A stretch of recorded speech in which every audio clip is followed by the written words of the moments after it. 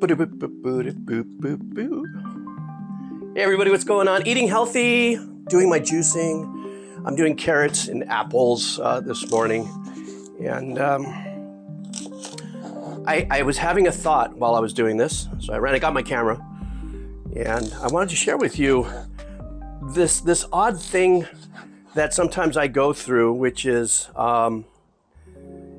it's not easy to be happy all the time.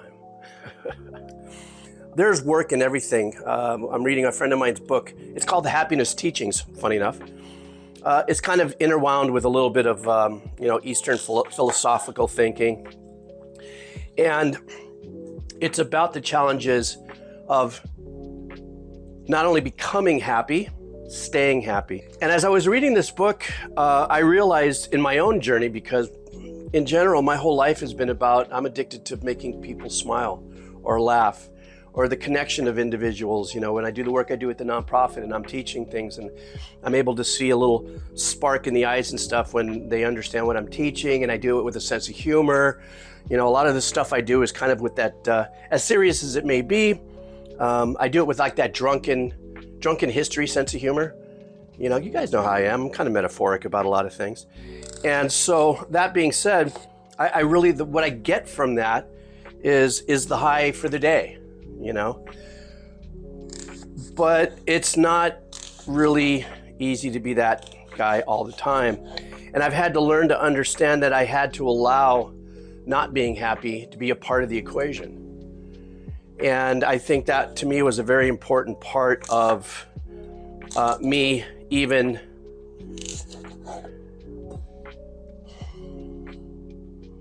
being humbled by the fact that I have, for some weird reason, the ability to get excited about being happy soon, right? And what I mean by that is that sometimes, you know, I wake up, there's times where I wake up and I go, again, I woke up, you know, because there's other things that are happening. All the energies, be it, you know, in my personal circle or in the world circle. And then sometimes you just, you know, social media, you can get affected by that fairly quick, yeah? And the darkness and the heaviness of what the world is all about. And you have to kind of drum up a little bit of that energy to, you know, say, okay, well, let me go through my ritual. What's my ritual? I get up in the morning, I drink one of those you know, boosts type drinks, you know, the protein drinks, and I make my coffee, and I just kind of stretch, you know, and then it takes me about a half hour to get my ducks in a row. And then I start looking around just my own world and realizing I have a lot of reasons why I should be happy right now. And of course, that's based on something we all hear about a lot, and sometimes sometimes it feels like it's an overused phrase or word. I'm sorry, not a word. Gratefulness. You know, even though I'm getting older and there's some medical challenges that are kind of, you know, I'm looking down the pipe at. One of the reasons why I'm doing this, you know, blood pressure is a little high. Some things are kind of ticking off on me. I'm like going, I think I better take care of myself a little more. The fact of the matter is that there is an internal battle with me, with my happiness. And for as much outwardness as I have in how I am on the day-to-day, everybody gets the same dose of life from me. You know, you could be the janitor, maintenance, the gardeners, the EMT, executive management team, co-workers, workers in other departments you only say hi to in the morning. For me, it's just an even keel kind of, I walk into the property and I just, happy, you know. But a lot of times in between maybe walking to those departments, you know, and being happy, I feel the heaviness and the weight of the opposite of happy push against me. You know, sad that, you know, this coworker is having some severe medical challenges, sad that this coworker can no longer live here in Hawaii and has to move back to, you know, Las Vegas or something. The sadness of a lot of things that are happening, you know, that'll enter me going out there and going, hey, you know, it's happy time. Let's, you know, how you doing today? What's going on? And being authentic about that. then they share with me, and I'm like, okay, well, you know, there's a new journey ahead of us, and you and me the same, and the whole, you know, and I have to sit there and I have to do that back and forth thing, you know, and it's a lot of work. Happy is a lot of work. Gratefulness is a lot of work as well. You know, there's tons of videos and books. My friend's book, you know, The Happiness Teachings, I may have mentioned earlier, the book I was reading. There's a $1 billion entity on how to become grateful and happy. But I believe that a lot of what it is, at least from my default setting of being happy, is the fact that early on in my life, I was taught by my mom about being grateful for the smaller things that you have. And that's how I was able to survive a very nomadic life. You know, that whole kind of vibe. Sorry, I'm gonna do some stuff. You mind if I do some stuff while I'm talking? You know, the nomadic life that I've lived has been based on truly how happy can I be without having stuff, you know? Not having the best of the clothing when you were in school and stuff like that, or having to go play sessions and I don't have the best guitar, the best amp.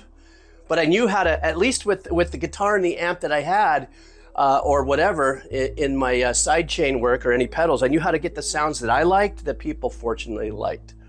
You know, I didn't come walking in with a Martin, I came walking in with a, you know, knockoff beach guitar or something, and you know, still was able to perform, you know, and I think that's what happiness is about. Finding the roots to be able to not perform like you're out there like a clown, but to be able to pass forth the happiness. Does that make sense? You know, stand by. I'm gonna do this for a second. Where's my, here it is. Give me a second. Probably edit this out, I don't know. A few moments later. Anyhow, at the end of the day, oh, look at that, the perfect pour. Wah-ha-ha-ha. Ooh, kind of sweet, yeah? Carrots and apples. Anyhow, for people who are having a difficult time managing being happy, I get it, I understand it. And if that is the heavier pull on the rein of horses, you have two horses, one horse is positive, one horse is negative, and you're on the wagon, and that negative is pulling to the left a lot harder, then obviously what happens is we end up going in circles, right? And so it's a lot of work to manage these huge beasts that are so much stronger than us, but yet allow us to guide them. You know, I love using the horses as kind of a point there, is that if this one horse keeps pulling to the left and you don't have the strength in the right hand, let's say, which is the positive, and you have the negative, then that's obviously going to put you in this loop of negativity.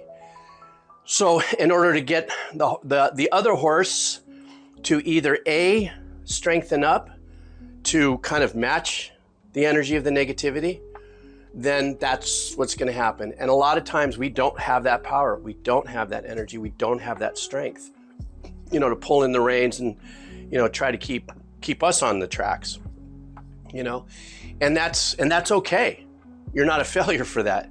You know, you're not less of a person who's deserving of being happy because of that. But the first thing to realize in my world is kind of like how they teach you in Alcoholics Anonymous. Not that I know, I've never been an alcoholic. I've had many friends go through it. Or the old saying is, once you admit it, you're 50% of the way there. Oh, that's so good. Then the rest of it is, okay, I have this thing, man. I'm always in the negative loop. So I'm going to get up and I'm going to try different ways to muscle the balance between positive and negative, so that the path in of itself, to me, is happiness path. You know what I mean? You can't be too happy, because then you know what I'm saying? It's like if you're too happy, then some psychologists might say, oh, well, he's too happy and he's too jovial. He's masking something. If he's this happy, I mean, there's always something, right? You can't frickin' win, right? There's the internet. Everybody's got an opinion. I got an opinion. You're watching this on the internet, so I got an opinion, right? But at the end of the day, you know, someone's going to say, well, he's so happy and he's so uppity, then he's probably making up for something trauma that happened early on. Could that be possible? Maybe. I don't know. But then for somebody to diagnose us and say, ooh, problem, this, that, this, 2 pills and read 5 books and whatever. That's another thing about the world that makes it very difficult, is because people are always diagnosing us with something. When was the last time you looked at a video on YouTube or anything and you get a subject matter going, here is a perfect person? Oh, it doesn't exist. The perfect person does not exist. You've all seen the videos of where you see like commercials and stuff like that, or certain things where, there's somebody holding up a happy mask when they're with a group and everybody thinks everyone's happy, but then as soon as they walk out of the party, they take the mask down. They're very sad because they have other, very personal things challenging them. And we all have that. For me, being a happy person and being upbeat and stuff like that has had drawbacks. I've been fired from many jobs from being a happy person. Somebody that finds a way to make light of something. It doesn't mean that I didn't take in consideration having a professional meeting with professional people. I shouldn't, make a joke, but I might use metaphorically something in a statement that would, oh, I didn't handle myself correctly, even though everybody knew what I said because I said it this way. I am less of an individual because I put a sense of humor into it, even though they're talking about some pretty heavy stuff. Kind of the Patch Adams vibe, the vibe between Patch Adams and the other doctor, who studied very hard and took it very serious, but Patch Adams was taking a different angle, but yet they both cared about healing people.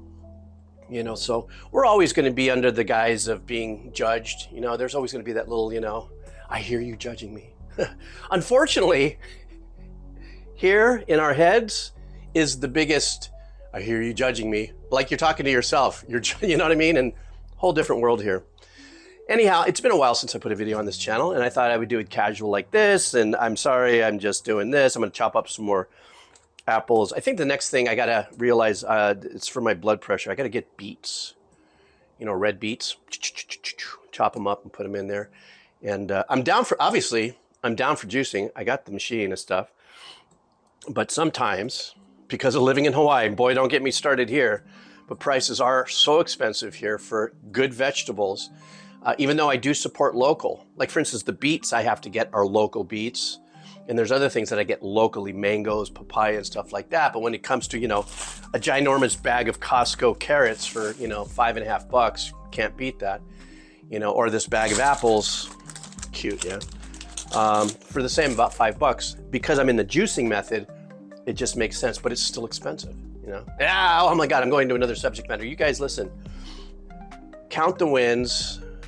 Know that even if it's a real challenge, happiness does exist in you. It's somewhere in there. You started off happy, okay? When you were an infant, itty bit, you started off happy and the world was like, whoa, what's going on? But, if you feel that you're just, having a hard time pulling it through, it's there. You can straighten out the horses. So that's my story. I'm sticking to it. Have a killer day. Remember, count the wins. All right. See ya.